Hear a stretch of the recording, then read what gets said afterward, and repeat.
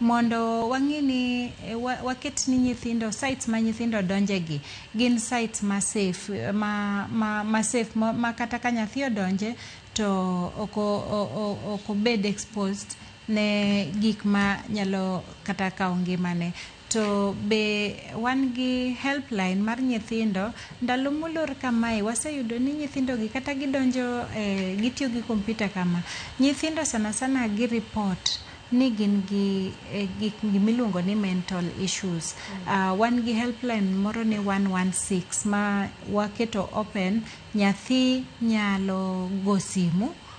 En line ma ok ichul, idiya ni 116 to simu no biro wan gi call center ma nyathi go simu. To waseyudo ni ndalo rusa kama sana nyithindo nigi mental issues, yani gik machando wigi ng'eny. Koro gima office wani be timo ni wantie gi jok miluongo ni counselors. Koro nyithindo kogo simu to counselor ma en children officer cha wuoyo kodgi mos ma gima ne chando chuny nyathini giloso makoro nyathi dog bet maber. Omiyo adwa encourage ni sani samolor kama ka nyathi moro nyalo bet gi wach moro machando chunye, wan gi officers ma waketo e call center kacha ma idiya 116 to gibo wuoyo kodi. Kendo jonyuol be wakwayo ni kaponi samoro ineno ka ukuwinjru gi nyathi e ot kacha nikech